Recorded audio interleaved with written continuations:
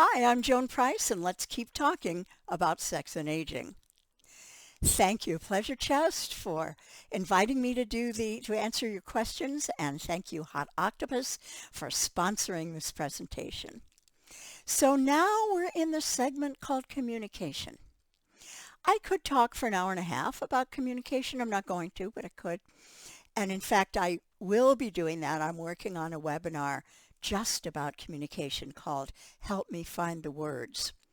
Because I find that most of the questions that I'm asked, and I get questions all day long every day, most of the questions have to do with communicating a need to a partner, finding out what's going on with a partner, having changes in the relationship, in the desires, in the I want to try this, in the boundaries that aren't expressed to a partner. And so often an email that I get will start with, how do I tell my partner that? I'm going to share a story that if you've heard me speak before, I share it often, so bear with me here if you've heard it before. On my blog, which you can find at joanprice.com, I had a comment from a man who said something like, I'm paraphrasing, I am 72 years old and I've been married for 40 years. My wife has always been aroused by having her breasts stroked. But now, no matter how long I stroke her breasts, how much I caress them, how much attention I give to her breasts, I just can't seem to get her aroused. I don't know what to do. I really want to please her. At about the same time, I got an email. And the email said, hi, I don't suppose you can help me, but I always used to like to have my breasts touched, but now it irritates the hell out of me.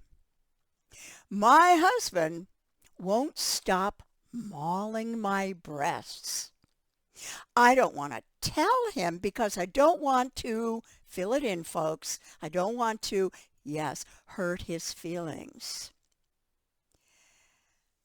Okay, what's missing in this relationship? You got two people. I assume it's the same two people. It happened the same day. I would imagine my blog was open on their computer. One of them went, I'm going to type in a question here for Joan, and someone else read it and said, oh, I see, I can get in touch with her. I'm going to try that. So what have we got here? We've got this husband who is doing what he thinks pleases his wife. And if it doesn't work, he's going to do it more because it's what he knows. That's all he knows is to get her aroused, you stroke her breasts. And here we've got the wife who says that her erogenous zones have shifted. She doesn't like having her breasts caressed anymore. It does not arouse her. It irritates her. If she could only say to him, honey, I know I always used to get aroused when you touched my breasts, but now that I'm aging, things are shifting for me, and I don't feel sensations the same way. That's no longer the part of my body that I enjoy having touched the most. Could we go on a journey of exploration to find out what I might like better now? A journey of exploration. Would you turn that request down? No, of course not. Would it hurt your feelings? I doubt it. Maybe for a second before you went, oh, golly, look what I get to do. What a wonderful exploration journey we're going to do right now. So my point is, it's always best to communicate your needs. Always, always, always. Now, there are ways to do it and ways to not do it. We wouldn't want that woman to have said, I hate it when you maul my breasts. No, That wouldn't be loving. That wouldn't be productive. But if she could do it in a loving way, like I suggested, and you probably have your own ideas of what you might suggest that she say. But instead of thinking what she might say, what might you say? What's going on in your sex life that could be improved by better communication? Is there something you'd like that you wish you knew how to tell your partner? Is there something you don't like so much that you wish you could not do, but without making your partner hurt, without hurting your partner? So I want you to really set that as homework for yourself, and then email me at joan@joanprice.com and tell me how well that worked. Your specific questions, though, are these. Once we can date again, how can I tell a potential partner a potential penis-owning partner that penetrative sex isn't comfortable and I'd rather have sex in other ways?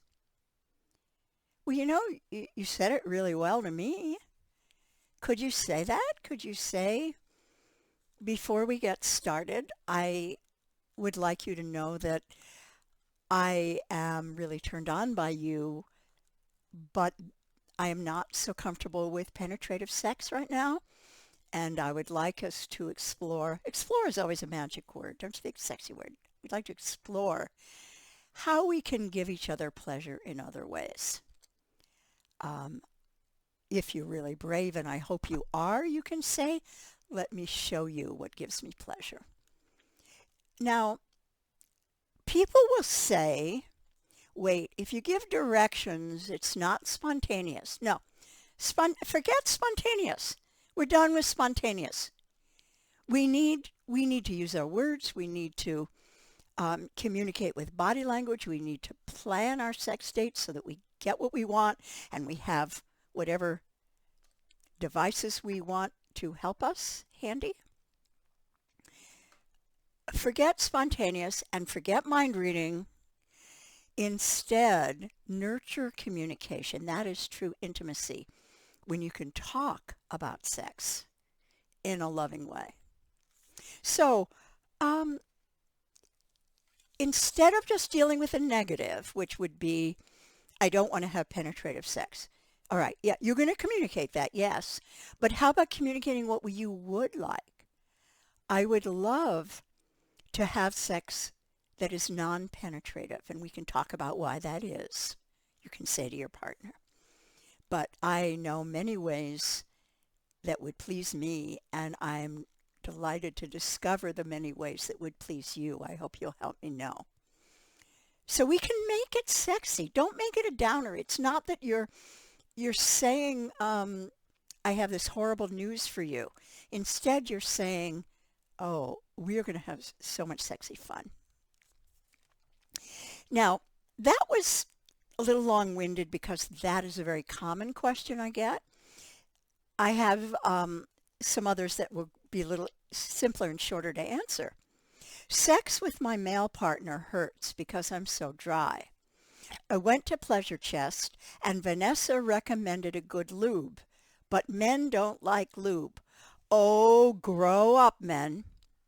I mean, if that's even true, it's obviously true for whatever man she's involved with. I have been intimate with men. I was going to say many men, but depends on how you're counting and who's counting. And I have never had anyone refuse to use lube when I said, I don't lubricate naturally anymore. This is what I need. Fine. Whatever makes it good, I don't think that, I mean, if someone is that judgmental, who's going to, in essence, say to you, no, lube isn't natural, I don't care if it hurts, send that person home without an orgasm. If you are partnered with that person, then you need to say to that person, you need an education about this. This is what happens as vulvas age. This is what happens that vaginas get dry. This is what happens, that for sex to be pleasurable, let alone comfortable, we're going to use lube. Get over it. Let me introduce you to my favorites. And please don't endure pain. Never endure pain. I'm not saying lube is a solution to any kind of vaginal pain you might have. That is an entire new topic. It's huge. And in my books, did I tell you I wrote the books behind me? That particularly if you read The Ultimate Guide to Sex After 50, all my books are available on my website, joanprice.com, as is the beautiful Senior Sex DVD you see behind me. But in The Ultimate Guide particularly, there is an entire chapter called When Sex Hurts. And this has a lot of information, more than I can give in a presentation of this length. But please do not think that you have to accept pain. Okay. The next question, a little more lighthearted unless it happened to you. How can I better communicate with my partner to have better hygiene? I am experiencing more UTIs lately. Okay. So what we're going to avoid is just being totally negative. You're making me sick because you don't shower. Instead, we're going to say it this way. I am really turned on by how you smell and taste when you're fresh from the shower. I am not so turned on when it's been a while since you washed. There's always the possibility that you could say, let's shower together, and then make that shower really fun. But I think it's good to be clear. And if the person says, oh, are you saying I smell? You can say, well, I'm saying that I don't find unwashed genitals so appealing, and I am getting more frequent UTIs than I used to, or than I did before I met you, or whatever the truth is. Do not accept something being done to you that is not good for you. So try that and let me know how it works. You're probably thinking now, oh, I should have asked this. Okay, too late for this time, but we'll do it again. So I'm going to close out this segment, and when I come back, we're going to talk about non-penetrative sex, all about non-penetrative sex. For more about me, go to joanprice.com, and thank you, Pleasure Chest. Thank you, Hot Octopus. See you in a minute.